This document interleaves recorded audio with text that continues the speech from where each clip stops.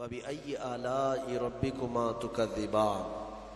اس میں مخاطب جو ہیں دو لوگ ہیں، جنات بھی ہیں اور انسان بھی ہیں، دونوں کو خطاب کیا جا رہا ہے کہ اے جنات اور اے انسانوں، تم اپنے رب کی کون کون سی نعمتوں کو جھٹلاؤ گے؟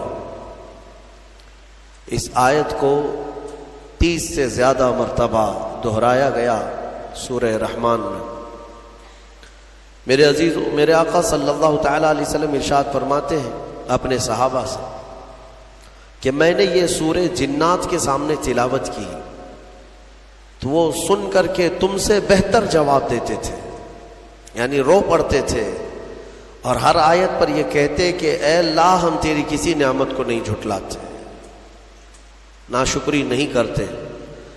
میرے عزیزوں، اللہ تبارک و تعالی اپنے بندوں سے جو سب سے زیادہ پسند فرماتا ہے جو چیز، وہ شکر ہے، اور شیطان اگر سب سے زیادہ کسی چیز سے تمہیں دور کرتا ہے تو اللہ کے شکر سے ہی، کیونکہ اس نے چیلنج کیا ہے اللہ تعالیٰ کی بارگاہ میں۔ آیت کا حصہ میں آپ کے سامنے عرض کرتا ہوں۔ اللہ تبارک و تعالیٰ سے اس نے کہا لَأَقْعُدَنَّ لَهُمْ صِرَاطَكَ الْمُسْتَقِيمَ ثُمَّ لَآتِيَنَّهُمْ مِنْ بَيْنِ أَيْدِيهِمْ وَمِنْ خَلْفِهِمْ وَعَنْ أَيْمَانِهِمْ وَعَنْ شَمَائِلِهِمْ وَلَا تَجِدُ أَكْثَرَهُمْ شَاكِرِينَ۔ اللہ تعالیٰ سے چیلنج کرتے ہوئے کہتا ہے شیطان کہ مولا تیرے راستے پر میں بیٹھ جاؤں گا، سیدھے راستے پر، جو بھی اس پر چلے گا سیدھے راستے پر، میں کبھی اس کے دائیں جانب سے، کبھی بائیں، کبھی سامنے سے، کبھی پیچھے سے آ کر اسے ایسا ورغلاؤں گا کہ اے رب تو اپنے بندوں میں شکر کرنے والے نہیں پائے گا۔ شیطان بھی کس چیز کی وہ کر رہا ہے چیلنج میں؟ شکر کرنے والے نہیں پائے گا مولا تو۔ اور اللہ نے قرآن میں فرمایا وَقَلِيلٌ مِّنْ عِبَادِيَ الشَّكُورُ، میرے بندوں میں شکر کرنے والے بہت کم ہیں، بہت کم ہیں۔ اب جب رحمان فرما رہا ہے تو پھر یہ جو انسانوں کی تعداد ہے، کوانٹیٹی ہے، اس میں اگر پرسنٹیج نکالا جائے تو وہ انگلیوں میں گنے جاتے ہیں جو شکر کرنے والے لوگ۔ شکر اس کی اللہ تبارک و تعالیٰ نے فرمایا تم اگر شکر کرو گے لَإِن شَكَرْتُمْ لَأَزِيدَنَّكُمْ، میں زیادہ دوں گا، وَلَإِن كَفَرْتُمْ إِنَّ عَذَابِي لَشَدِيدٌ، اور اگر تم ناشکری کرتے ہو میری نعمتوں کی تو پھر سمجھ لو کہ میرا عذاب بہت ہی سخت ہے۔ اللہ عز و جل اس چیز کو سخت ناپسند کرتا ہے کہ اس کی نعمتوں کا کوئی ناشکری کرے۔ اسی لیے میرے عزیزو، اللہ کے حبیب صلی اللہ تعالی علیہ وسلم جب دعا کرتے تھے تو یوں یہ عرض کرتے تھے کہ مولا تو اپنے شکر گزار بندوں میں میرا شمار فرما۔ سمجھ رہے آپ؟ صبر آسان ہے اور شکر مشکل ہے، صوفیاء نے فرمایا۔ حالانکہ شکر میں کیا کرنا کیا ہے؟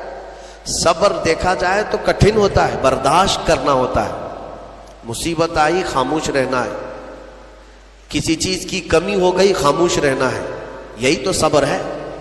گناہ کی خواہش ہوئی لیکن نہیں کیا، یہی صبر ہے۔ صبر دیکھا جائے تو مشکل ہے، لیکن صوفیاء کرام فرماتے ہیں صبر سے زیادہ مشکل شکر ہے۔ شکر ہے وہ کیسے؟ کہا کہ اس لیے کہ جب خوشیاں آتی ہیں تو عام طور پر انسان ہر چیز بھول جاتا ہے، اسے یاد ہی نہیں رہتا کہ دینے والے کا مجھے شکر بجا لانا چاہیے، وہ بھول جاتا ہے۔ یہی تو ہم نے دیکھا ہے۔ آپ تھوڑا سا تجزیہ کر کے دیکھ لیں اپنی زندگی میں، تھوڑا غور و فکر کر کے دیکھ لیں۔ ہمارے گھروں میں بھی جو کچھ بھی ایکٹیویٹیز ہوتی ہیں، جو معمولات چلتے ہیں، اگر گھر کے اندر کوئی مصیبت آئی تو آپ فاتحہ کروائیں گے، قرآن پڑھوائیں گے۔ میت ہو گئی تو کیا کریں گے؟ سب سے پہلے قرآن پڑھواتے ہیں۔ کسی کی بیماری ہو گئی، نزا کا وقت آیا، کسی کو بلایا، قرآن پڑھوا رہے ہیں۔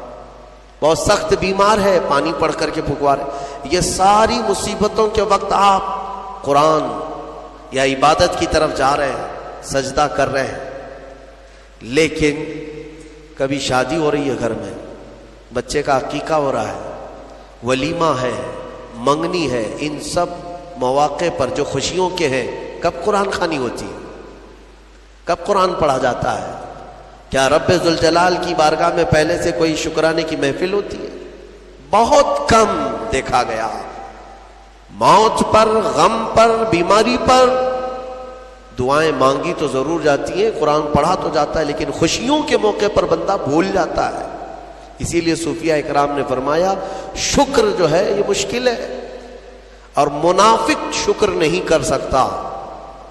یہ مومن کو عطا کی ہوئی نعمت ہے شکر کرنا۔ شکر کیسے کریں گے آپ؟ شکر کرنے کا، شکر کے بہت سارے طریقے ہیں، صرف یہ نہیں ہے کہ زبان سے کہہ دیا الحمدللہ، بلکہ تمہارے ہاتھ و پیر بھی شکر بجا لاتے ہیں، تمہاری زبان بھی اور تمہارا دل بھی۔ تینوں طریقے ہیں شکر کے۔ کسی کی زبان چلتی ہی نہیں تو کیا وہ شکر گزار نہیں ہے؟ لیکن اگر اللہ رب العزت کے حوالے اپنے آپ کو کر دیا، دل سے وہ کہتا ہے کہ مولا میرا کچھ نہیں، سب تیرا ہے، وہ دل سے کہہ رہا ہے، اس کے دل کا شکر ہے۔ وہ ہاتھ اور پیر اگر عبادت کے لیے اٹھاتا ہے تو یہ ہاتھوں اور پیروں کی طرف سے اللہ کا شکر ہے، اور پھر زبان سے اگر کہتا ہے تو یہ زبان کا شکر ہے، الحمدللہ۔ اور میرے عزیزوں، اللہ تبارک و تعالیٰ کو شکر ہی پسند ہے، اور شکر کا جو سب سے بہترین لفظ ہے وہ کیا ہے؟ شکر کرنے کا اللہ کا سب سے بہترین لفظ کیا ہے؟ الحمدللہ۔ یہی ہے نا؟ آپ کو عادت ڈالی گئی ہے کہ کسی نے بھی اگر آپ سے پوچھا کہ طبیعت کیسی ہے تو آپ کیا کہتے ہیں؟ الحمدللہ۔ چاہے سر درد ہو ہی رہا ہو لیکن آپ کہتے ہیں الحمدللہ۔ یہ شکر کرنے کا سب سے بہترین لفظ کیا ہے؟ الحمدللہ۔ اب میں آپ کو بتاتا ہوں یہ سب سے بہترین لفظ ہے، اسی لیے دیکھو کہ اللہ نے اپنی کتاب، آخری کتاب قرآن بھی اپنے حبیب پر اتارا تو اس کا سب سے پہلا ورڈ کیا رکھا؟ الحمدللہ۔ الحمدللہ سے پورا قرآن شروع ہوا۔ پھر تم اگر مولا کی بارگاہ میں عبادت کے لیے کھڑے ہوئے، نماز کے لیے رکعت باندھے، امام اگر کہیں سے جہر میں شروع کیا تو کہاں سے؟ نماز میں بھی اگر امام قرات شروع کرتا ہے تو کہاں سے شروع کرتا ہے؟ الحمدللہ سے ہی شروع کرے گا۔ میرے عزیزوں، اتنا ہی نہیں بلکہ روایتیں ملتی ہیں کہ آدم علیہ السلام کو جب پیدا کیا گیا اور ان کے جسم میں روح ڈالی گئی، آپ کو چھینک آئی، سب سے پہلے آپ کی زبان سے نکلا الحمدللہ۔ اس سے اندازہ کرو کہ میرا مولا شکر پسند کرتا ہے، شکر پسند کرتا ہے۔ اسی لیے 30 سے زیادہ مرتبہ تم سے پوچھ رہا ہے مولا کون کون سی نعمتوں کو جھٹلاؤ گے؟ تم اللہ رب العزت کے آگے سرنڈر ہو جاؤ، سپرد ہو جاؤ کہ مولا نہیں، میں تیری کسی نعمت کا انکار نہیں کرتا۔ تمہیں اندازہ بھی نہیں ہے تمہارے پاس نعمتیں کیا کیا مولا نے دیا ہے، تمہیں اندازہ بھی نہیں ہے۔ وَإِن تَعُدُّوا نِعْمَةَ اللَّهِ لَا تُحْصُوهَا۔ اللہ فرماتا ہے اگر تم گننا چاہو گے اللہ کی نعمتیں ہرگز گن نہیں سکو گے۔ کیسے گنیں گے؟ ایک بزرگ نے لکھا ہے کہ اگر کوئی طے کر لیا، توجہ چاہتا ہوں، شیخ سعدی رحمۃ اللہ علیہ کے حوالے سے یہ بات ملتی ہے، کسی نے طے کر لیا کہ میں اللہ کی ساری نعمتوں کا شکر بجا لاؤں گا، اس نے جو بھی میری نعمتیں دی ہیں سب نعمتوں کا میں شکر بجا لاؤں گا۔ ٹھیک ہے، تمہاری زبان اللہ نے دیا ہے، یہ ایک نعمت ہے، ناک نعمت ہے، کان نعمت ہے، آنکھ نعمت ہے، ہاتھ ہیں، انگلیاں ہیں، پورے جسم میں ایک ایک عضو اللہ کی نعمت ہے۔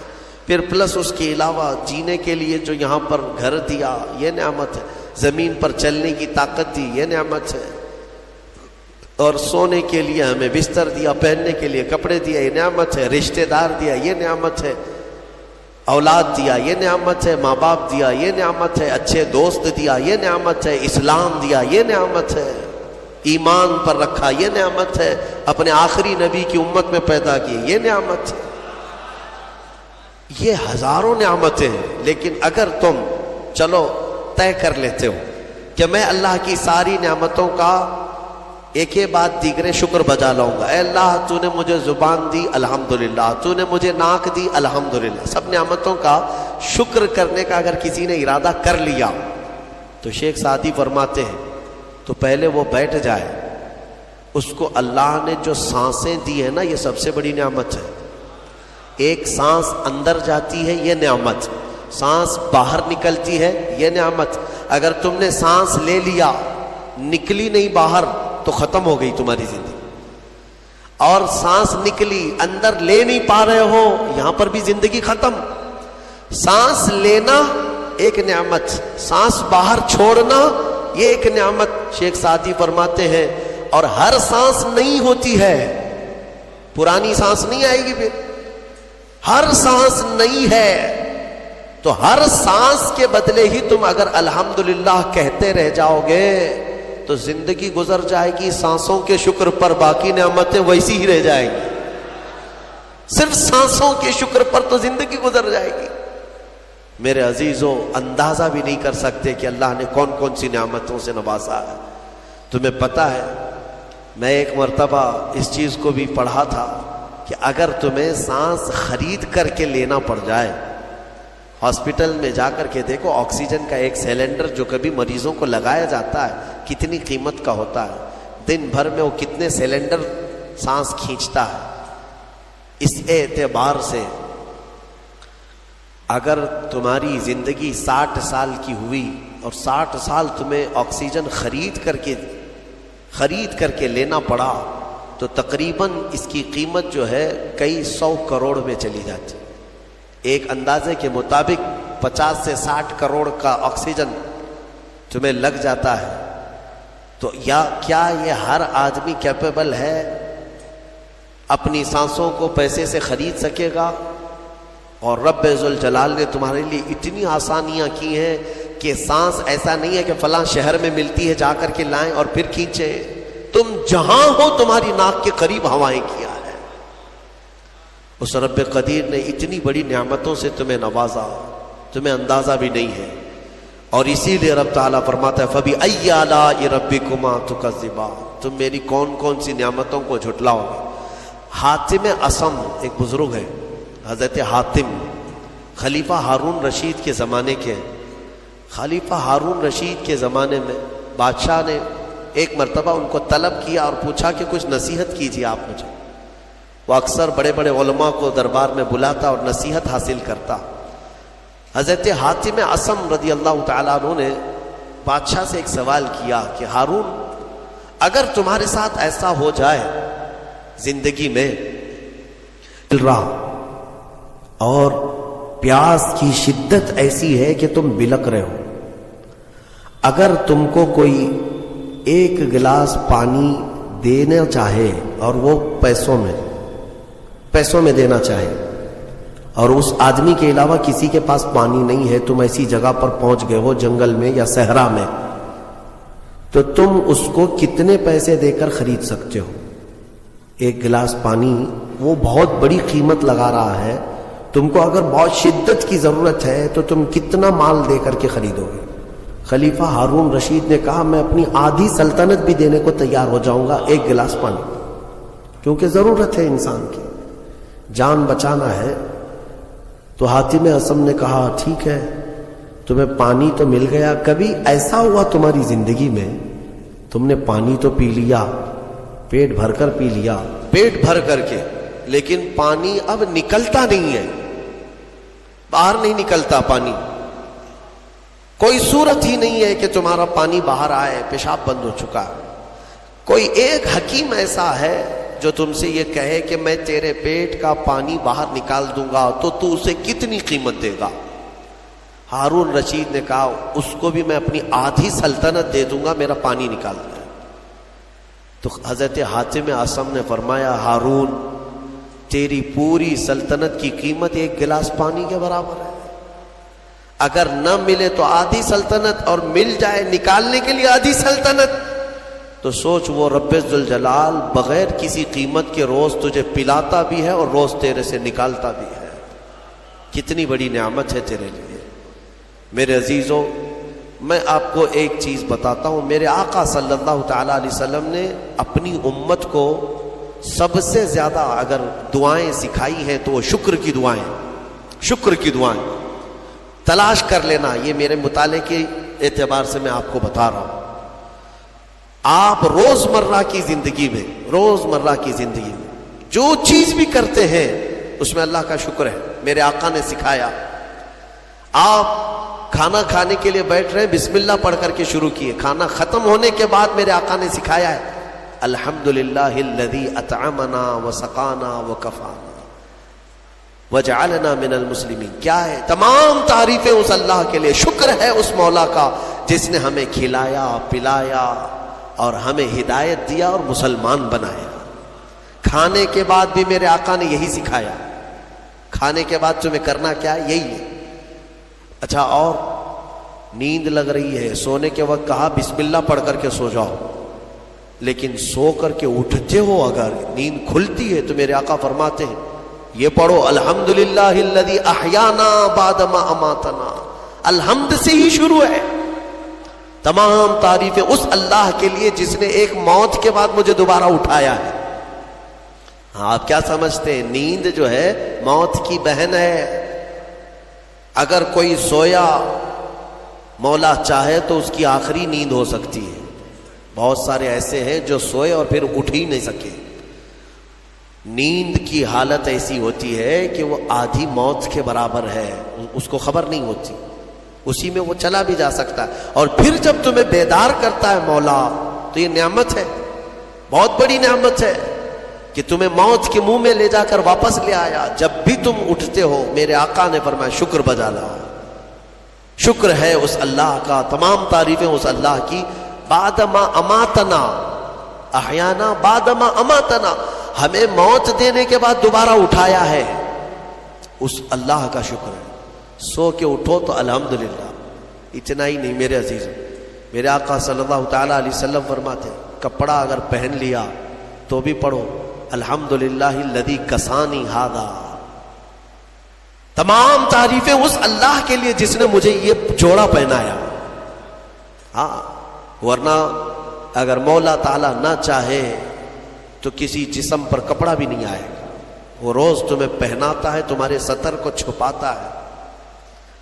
اتنا ہی نہیں، میں آپ کو بتاؤں استنجا کے لیے بھی جاتے ہو، پیشاب کے لیے فرمایا گیا کہ بسم اللہ پڑھ کر کے تو جانا ہے اور اللہ کی پناہ مانگ کر کے جاؤ. بسم اللہ اللہم انی اعوذ بک من الخبث والخبائث. لیکن جب تم استنجا کر کے باہر آتے ہو تو حضور نے فرمایا پھر یہ کہو الحمدللہ الذی اذهب عنی الاذى وعافانی. وہاں بھی شکر ہے. کس بات کا شکر ہے؟ تمام تعریفیں اس اللہ کی، اس کا شکر ہے جس نے اذیت دینے والی، تکلیف دینے والی چیز کو میرے جسم سے دور کیا. تمہیں اندازہ ہے زہر ہے یہ جو اندر استنجا جمع ہو جائے تو آسانی سے آج پیشاب کر لیتے ہو، آسانی سے آج تم حاجت کر لیتے ہو، پخانہ ہو جاتا ہے. تو اس کو یوں مت سمجھ لینا کہ تمہارا کمال ہے. یہ رب تعالیٰ کی ہزار نعمتوں میں سے ایک نعمت. اگر پیشاب تمہارا رک گیا، کڈنی کام کرنا چھوڑ دیتی ہے.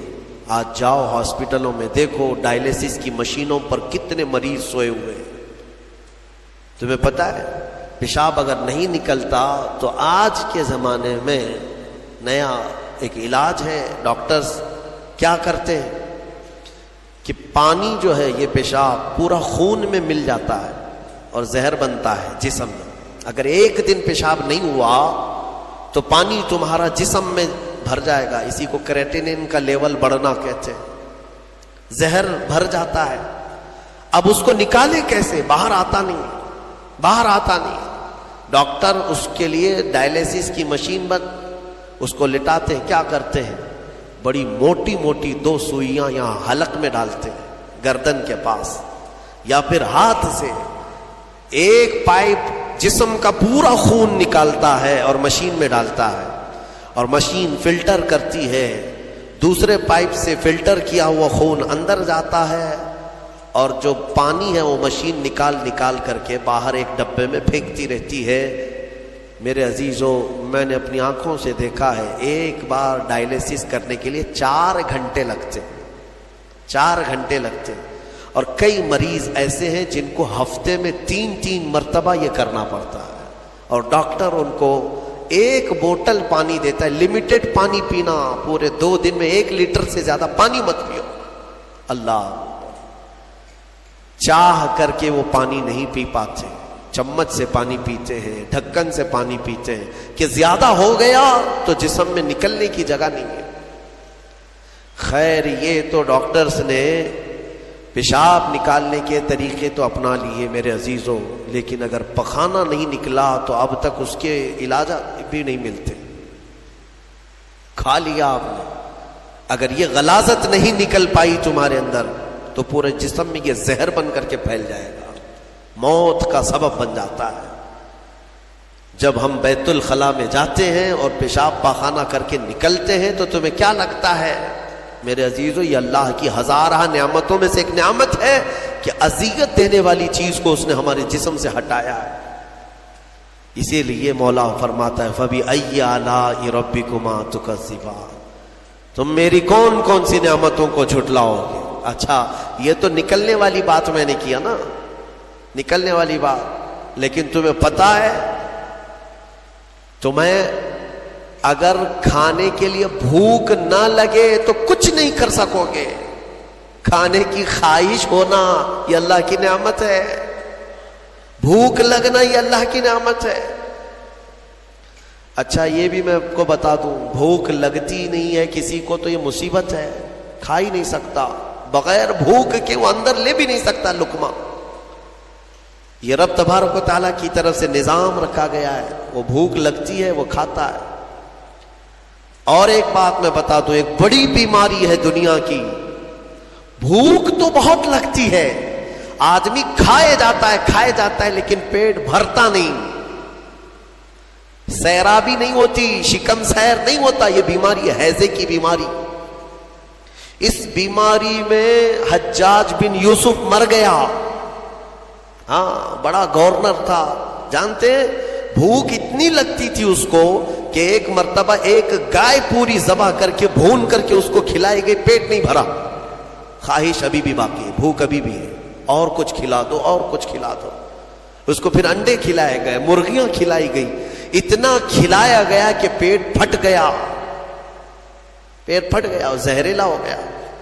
آپ کو کیا میں بتاؤں، پیٹ 4 لقمے کھانے کے بعد، کسی کو 10 لقمے کھانے کے بعد ایسا لگتا ہے نا پیٹ بھر گیا، الحمدللہ پیٹ بھر گیا. یہ جو شکم سیر آپ کو لگتا ہے یہ اللہ کی نعمت ہے. کچھ لوگوں کو یہ بیماری ہے کہ تم ان کو 4 کلو بھی اندر کچھ ڈال دو تو یہاں کی جو چاہت ہے وہ نہیں جائے گی. ہاں، خواہش نہیں ختم ہوگی. اسی طرح پیاس لگنا اللہ کی نعمت ہے، اور پیاس کا بجھ جانا یہ بھی نعمت ہے. سکرات کے وقت میں فرمایا گیا اگر ایک ندی پانی بھی اس کو پلایا جائے تو یہ حلق نہیں سوکھے گا، پیاس باقی رہے، اور پانی اور پانی اور پانی. تم اندازہ کر سکتے ہو 1 گلاس پانی پینے کے بعد اگر ٹھنڈک لگی، ہاں پیٹ بھر گیا، پیاس بجھ گئی، نعمت ہے اللہ کی یہ. اور ایک بیماری یہ ہے کہ اس کے اندر 1 بالٹی پانی بھی ڈال دیا جائے تو حلق نہیں سوکھتا، پیاس بجھتی نہیں ہے، پھر زبان چپکنے لگتی ہے، حلق سوکھنے لگتا ہے. یہ بیماری ہے. میرے عزیزوں، میں تو صرف تمہارے جسم کی نعمتیں گنا رہا ہوں، تمہیں اندازہ بھی نہیں ہے. ابھی چند دنوں قبل میں نے اپنے بچوں کے سامنے بھی ایک بات عرض کیا تھا. میں 1-2 سال قبل شاید ایک مطالعے میں تھا، کسی چیز کی اسٹڈی میں، ایک نئی چیز میرے مطالعے پہ آئی تھی. ایک صاحب کئی دنوں سے وہ بیمار رہتے تھے. ان کو ہوتا کیا تھا، چلتے تھے تو اچانک ٹیڑھے ہو جائے اور ایسا لگے کہ دیوار گر رہی ہے. روڈ پہ چلے تو ایسا لگے کہ یہ گاڑی میرے اوپر گرے گی. ہاں، یہ ایک بیماری ہے. آپ زمین پر کھڑے ہوتے ہیں، 2 پیروں سے کھڑے ہوتے ہیں نا، بیلنس کیسے رہتا ہے تمہارا؟ یہ چاہے موٹے ہو تگڑے ہو لیکن سیدھے تو کھڑے رہتے ہو. اور چلتے ہو تو کیا ایک طرف جھک جھک کے چلتے ہو؟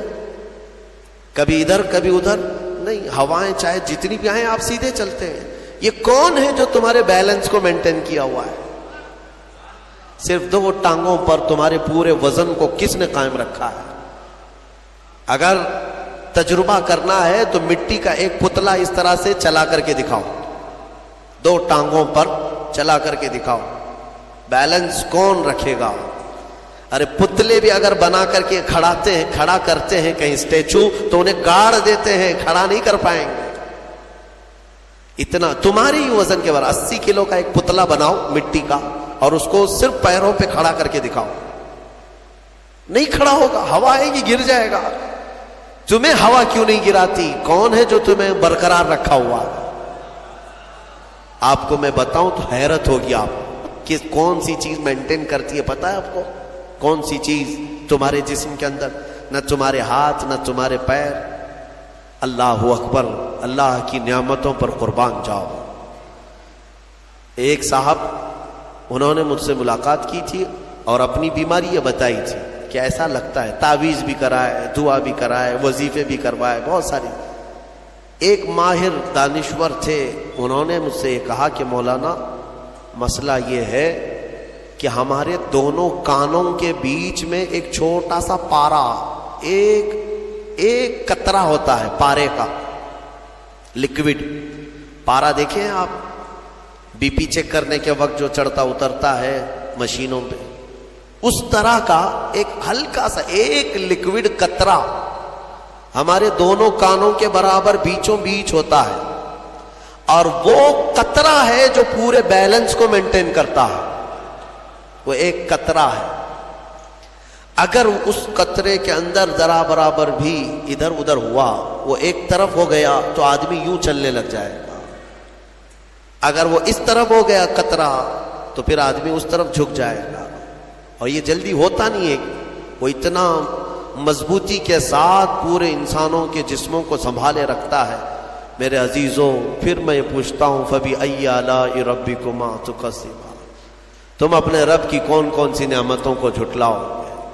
اور ایک بات, عجیب چیزیں میں نے دیکھی, کبھی ہم غور نہیں کرتے نا اپنے جسم میں, اور اسی لیے میرا رحمان فرماتا ہے وَفِي أَنفُسِكُمْ أَفَلَا تُبْصِرُونَ, تمہاری ذات میں میری نشانیاں ہیں, تم دیکھتے نہیں؟ اللہ پوچھ رہا ہے, تمہاری اپنی ذات میں میری نشانیاں ہیں. محبوب الہی نظام الدین اولیاء رحمۃ اللہ تعالی علیہ نے فرمایا اللہ تبارک و تعالیٰ تک اگر پہنچنا چاہے بندہ تو صرف اس کی نسیں جو ہے نا, اس کی رگیں, یہی کافی ہیں اس کے لیے.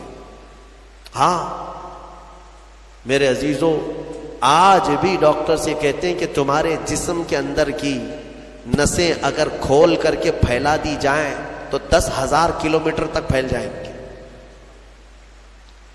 یعنی تقریباً ایک دنیا گھومنے کے برابر. اتنی نسیں تمہارے جسم کے اندر ہیں کہ اگر ان کو کھول کر کے پھیلا دیا جائے تو اتنی لمبی ہو. کون ہے جو یہ سارا مینٹین کیا ہوا ہے؟ اور ہر نس میں وہ خون کو دوڑاتا ہے اور پھر واپس پہنچاتا ہے دل تک. ایک چیز میں جو کہہ رہا تھا وہ یہ ہے, عجیب سی چیز ہے. ایک صاحب نے فرمایا کہ ایک بیماری ہے کہ یہ ایک صاحب ہیں کہ ان کی آنکھوں کی پلک بند ہی نہیں ہوتی. اس پر تحقیق کی گئی. میرے عزیزوں, کتنی چھوٹی چیز لگتی ہے. آپ پلکیں جھپکاتے ہیں نا, آپ کے اختیار میں نہیں, اور بہت ہلکی سی ہے, یوں کیا بند ہوئی, یوں کیا کھول دیا, آنکھیں بند ہو رہی کھل رہی ہے. آپ کو پتا ہے اس کے اندر کیا چیز ہے؟ کہا کہ ایک بہت ہلکا سپرنگ ہے ان پلکوں کے بھی اوپر.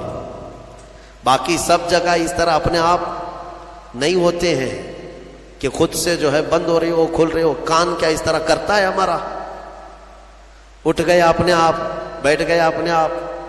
یہ ہلکی سی پلکوں کی جو چمڑی ہے نیچے آتی اوپر جاتی, نیچے آتی اوپر جاتی, کیا چیز ہے؟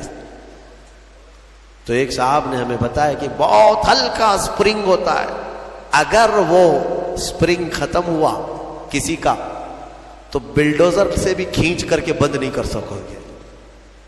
ان پلکوں کی چھوٹی سی چمڑی کو کھینچ کر کے بھی بند نہیں کر سکو گے, وہ بند نہیں ہوگی پھر.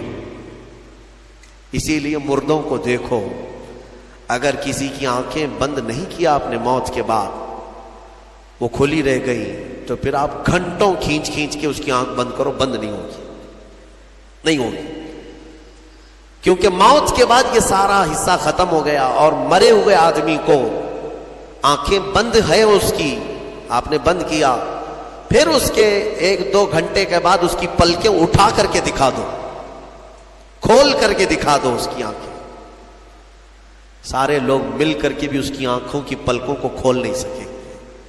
میرے عزیزو، ہے تو بہت ہلکی سی چیز، لیکن تمہیں پتا ہے اس کی معنویت کتنی ہے، اس کی معنویت کتنی ہے۔ یہ بات میں کیوں کہہ رہا ہوں؟ ایک صاحب کو یہ بیماری کی وجہ سے، اس بیماری کی وجہ سے وہ پاگل ہو گئے۔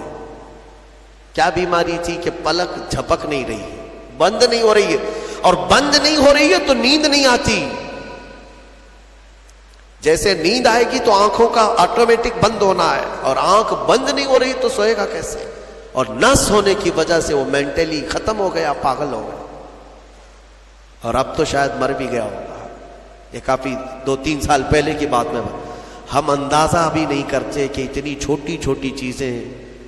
میرے عزیزو، ہمارے بال جو جسم میں ہیں، ایک رواں بھی اس کا بال کا، یہ اللہ کی نعمت ہے۔ آپ دیکھیں ایک بال بھی نکل گیا تو پھوڑی آ جاتی ہے، اس کی قیمت بتانے کے لیے کہ یہ یوں ہی اللہ نے نہیں دیا تم کو، یوں ہی نہیں۔ ایک خاتون کو میں نے دیکھا تھا، چھوٹی سی لڑکی تھی، وہ اس کے صرف یہ آنکھوں کے اوپر کی بھویں نہیں تھی اور بال کچھ بھی نہیں تھے، جس کی وجہ سے وہ اتنی ڈراؤنی لگتی تھی کہ بچے دیکھ کر کے بھاگ جاتے تھے، صرف یہ آنکھوں کے بال نہیں تھے، اور وہ چہرہ چھپائے رہتے۔ بہت بڑی ٹیلنٹڈ بچی، پڑھنے میں لکھنے میں ساری چیزوں میں بہت اچھی، لیکن اس کی وجہ سے وہ چہرہ چھپائی رہتی۔ اس دن مجھے محسوس ہوا کہ اگر ایک بھی چیز ہماری ادھر ادھر ہو جائے تو انسان کا سارا جمال ختم ہو جاتا ہے۔ اسی لیے میرے عزیزو، اللہ نے جو چیزیں تمہارے پاس آج دی ہیں، شکر بجا لاؤ، اللہ کا شکر بجا لاؤ۔ اور سورہ رحمان آج تم نے سنا ہے، بار بار مولا کی بارگاہ میں عرض کرو، مولا ہم تیری کسی نعمت کو نہیں جھٹلاتے، ہر نعمت پر تیرا شکر بجا لاتے ہیں۔ میں اپنی گفتگو کو سمیٹتے ہوئے آخر میں ایک حدیث سنا دیتا ہوں۔ اللہ کے حبیب صلی اللہ تعالیٰ علیہ وسلم نے ارشاد فرمایا، آج ہی میں نے درس قرآن میں بھی سنایا تھا، حضور اکرم صلی اللہ علیہ وسلم نے فرمایا، 3 چیزوں کو غنیمت جانو، 3 چیزوں کے آنے سے پہلے پہلے۔ وہ 3 چیزیں کیا ہیں؟ توجہ سے سنو۔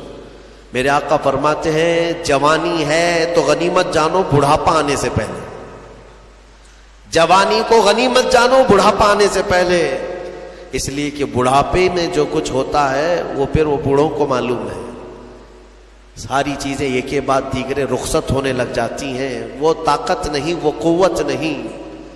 بڑھاپے میں بہت خواہش تو ہوتی ہے کرنے کی، لیکن کر نہیں سکتا، اسی لیے جوانی کو غنیمت جانو۔ اے نوجوانوں، عیاشی میں برباد کرو گے تو پچھتاؤ۔ دوسری چیز میرے آقا فرماتے ہیں، آج صحت ہے تو صحت کو بیماری سے پہلے غنیمت جانو، بیمار ہونے سے پہلے پہلے دیکھو اپنے ہاتھوں کو، پیروں کو، سب صحیح سلامت ہے آج؟ آنکھ دیکھ رہی ہے، کان سن رہے ہیں، زبان بول رہی ہے، ہاتھ پیر چل رہے ہیں، شکر کرو اللہ کا۔ اس لیے کہ ہم نے دیکھا ہے چند دنوں کے بعد ایسی بیماریاں جکڑ لیتی ہیں، سجدہ کرنا چاہتا ہے لیکن پیر مڑتے نہیں، پیر جام ہو گئے، رکوع کرنا چاہتا ہے کمر جھکتی نہیں۔ آج صحت ہے تمہارے پاس، کل آنکھیں ساتھ چھوڑنے لگ جائیں گی، کان کم سنائی دینے لگ جائیں گے، زبان میں راشا طاری ہونے لگ جاتا ہے، ہکلاہٹ آنے لگ جاتی ہے، چاہ کر کے بھی بہت ساری چیزیں تم کر نہیں پاتے۔ اسی لیے آج صحت ہے، غنیمت جانو اس کو، کوئی بیماری نہیں۔ آج چند ہی دنوں کے بعد دیکھنا کہ شوگر ساتھ، بی پی ساتھ، ایسے ساتھ ہوتے ہیں کہ پھر قبر تک نہیں چھوڑتے۔ ہاں آج صحت ہے، کل کسی کو کینسر ہوا تو پھر وہ جنازے کے ساتھ ساتھ کینسر جاتا ہے، کچھ نہیں کرتے، اور ان بیماریوں میں آنے کے بعد ان کو صحت کے دن یاد آتے ہیں، کاش جب میں اچھا بھلا تھا تو اللہ کی عبادت کرتا، بیمار ہوں کچھ نہیں کر پاتا۔ میں نے آپ کو اس سے قبل بھی بتایا تھا میرے عزیزوں، ایک نوجوان کی بات مجھے بار بار وہ جھنجھوڑتی ہے۔ ممبئی شہر کے رہنے والا نوجوان، 22 سے 24 سال کا، باپ اکلوتے بیٹے کو بہت اچھا پڑھایا تھا، لندن بھیج کر کے پڑھایا تھا۔ اکلوتا بیٹا، بڑے باپ کا بیٹا ہے، اور 24 سال کی عمر میں اس کو بون کینسر ہو گیا، ہڈیوں کا کینسر ہو گیا۔ یونیورسٹی میں پڑھا اچھا، اور اس کے بعد پتہ ہی نہیں چلا، اچانک 3rd اسٹیج پہ پتہ چلا۔ پھر 6 مہینے شاید علاج کے لگے ہوں گے، ڈاکٹروں نے کہا کہ اس کو گھر لے جاؤ، اب کچھ نہیں ہوگا۔ گھر آیا تھا، اس کی ہڈیاں گل گئی تھی۔ ہاں، بون کینسر بڑا ڈینجر ہے، ہڈیاں جو ہے پاؤڈر ہونے لگ جاتی ہیں، اس کو اگر اٹھائیں تو پیٹھ کی ہڈی میں انگلیاں اندر جانے لگ جاتی ہیں۔ یہ کینسر بہت خطرناک قسم کا ہے۔ اس کے چند دن بچے ہوں گے اپنے گھر پر، علاج وغیرہ سب ختم ہو چکا۔ اس نے اپنے باپ کو ایک دن حسرت سے بلایا اور کہا، ابا میری وہ 10ویں کی 12ویں کی گریجویٹ کی یہ جو مارک شیٹ ہے، سند ہے، جو میں نے میڈل حاصل کی وہ کہاں ہے؟ کہا بیٹا سب سنبھال کے رکھا ہوں۔ کہا میں دیکھنا چاہتا ہوں۔ باپ نے وہ ساری چیزیں الماری سے اس کو دیا کہ یہ سرٹیفکیٹ ہے، یہ تیری سند ہے، یہ مارک شیٹ ہے، یہ ساری چیزیں۔ وہ نوجوان بستر پر لے کر کے اپنی سرٹیفکیٹ پڑی ہوئی، اس میں ٹاپر بھی رہا ہے، وہ سب چیزیں دیکھ دیکھ کر کے رونے لگا، اور پھر اپنے باپ سے ایک سوال کیا کہ ابا یہ ساری مارک شیٹ اور سند میں کون سی ایسی ہے جو میں منکر نکیر کو بتاؤں تو مجھے چھوڑ دیا جائے، کیونکہ میں جا رہا ہوں اب آخری سفر پر، میں آخری سفر پر جا رہا ہوں، اب تو میرے پاس اتنا وقت بھی نہیں ہے کہ میں کوئی اور چیز حاصل کروں۔ اس کے باپ نے مجھے یہ چیز بتائی تھی۔ وہ کہتے تھے کہ مولانا آپ بچوں کو بتاؤ، واقعی صحت جب تک تھی تم نے نہ قرآن کی طرف توجہ دیا، نہ میرے رحمان کو راضی کرنے کی کوشش کی۔ صحت آج ہے تو شکر بجا لاؤ اللہ کا، بیماری میں وہ مولا تمہارے ساتھ ہوگا۔ 2 چیزیں میں نے عرض کی ہے، جوانی کو غنیمت جانو بڑھاپا آنے سے پہلے، صحت کو غنیمت جانو بیمار ہونے سے پہلے، اور سب سے بڑی چیز میرے آقا فرماتے ہیں زندگی کو غنیمت جانو موت آنے سے پہلے۔ ہاں ٹھیک ہے، بڑھاپے میں کچھ تو کر سکتے ہو، بیماری میں کچھ تو کر سکتے ہو، مرنے کے بعد کیا کر سکتے ہو؟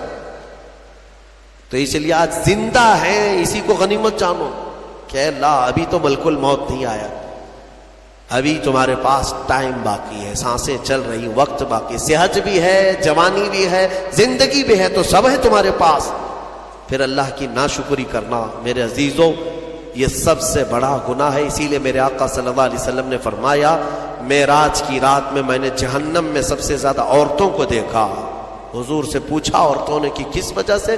حضور نے وجہ یہی بتائی، ہن یکفرن العشیر، وہ اپنے شوہروں کی ناشکری کرتی ہیں، ناشکری کرتی ہیں۔ کب تو نے میرے ساتھ اچھا کیا، یہ لفظ کہتی ہے جس کی وجہ سے مولا ان کو جہنم میں پہنچایا۔ عورت اگر شوہر کی ناشکری کی وجہ سے جہنم میں ہے تو یہ بندے جو سیدھے رحمان کے ناشکرے ہیں وہ کس قدر جہنم میں جلیں گے۔ اسی لیے میں ڈراتا ہوں اس بات سے کہ اللہ رب العزت کا شکر بجا لاؤ، جیسا رکھا ہے اس نے بہت ہے، بلکہ دیکھا جائے تو ہماری حیثیت سے زیادہ اس نے عطا کیا ہے۔ شیخ سعدی رحمۃ اللہ تعالی علیہ کی وہ بات یاد آتی ہے، ان کی چپل گم ہو گئی تھی، کانٹے اور کنکر چبھنے لگے، مسجد میں آئے، سجدے میں رونے لگے، سفر میں ہوں مولا میری حیثیت ہی نہیں ہے کہ اب میں چپل بھی خرید سکوں، میں اتنا غریب اور مفلس ہو گیا ہوں۔ باہر نکلے تو دیکھا ایک آدمی پیر کٹا ہوا بیٹھا تھا جس کے دونوں پیر نہیں تھے، تو واپس گئے اور اللہ کا شکر بجا لانے لگے، اے مولا میری تو چپل ہی نہیں ہے، اس کے پاس پہننے کے پیر بھی نہیں۔ اسی لیے اپنے سے چھوٹوں کو دیکھو اور شکر بجا لاؤ۔ ہاں میں اپنے نوجوانوں سے اسی لیے کہتا تھا کہ کبھی کبھار ہاسپٹل وزٹ کرو، جاؤ کینسر کے پیشنٹ کو دیکھو، وہاں پر کبھی چہرہ سڑا ہوا ہے، کسی کا گلا سڑا ہوا ہے، کہاں کہاں کیا کیا۔ میں جاتا ہوں کبھی تو وہ دیکھتے ہی رونے لگ جاتے ہیں۔ میرے عزیزوں وہ موت و حیات کے بیچ میں موجود ایک لاش کی طرح پڑے رہتے ہیں۔ تم دیکھو گے تمہیں اپنی صحت پر اللہ کا شکر کرنے کا جذبہ پیدا ہوگا کہ مولا تو نے مجھے ان سب بیماریوں سے محفوظ رکھا ہے، اسی لیے میرے آقا صلی اللہ تعالی علیہ وسلم نے بیماروں کو دیکھ کر، مصیبت زدہ کو دیکھ کر کے بھی جو دعا تعلیم دی وہ کیا ہے؟ اللہ تعالیٰ نے، اللہ کے حبیب نے یہی دعا سکھائی، الحمدللہ الذی فضلنا علی کثیر ممن خلق تفضیلا، الحمدللہ الذی عافانی مما ابتلاک بہ وفضلنی علی کثیر ممن خلق تفضیلا۔ اے مولا تیرا شکر ہے، تو نے مجھے عافیت دی ہے، جس میں تو اس کو مبتلا کر رکھا ہے اس سے تو مجھے بچا کر رکھا ہے، اور سب پر تو نے، اکثر بندوں پر تو نے مجھے فضیلت دی ہے، مولا یہ تیرا شکر ہے۔ اسی لیے میں کہوں گا فَبِأَيِّ آلَاءِ رَبِّكُمَا تُكَذِّبَانِ، اے انسانوں اور جنات، تم اپنے رب کی کون کون سی نعمتوں کو جھٹلاؤ گے؟ اگر جھٹلاؤ گے تو پھر پکڑ ہوگی۔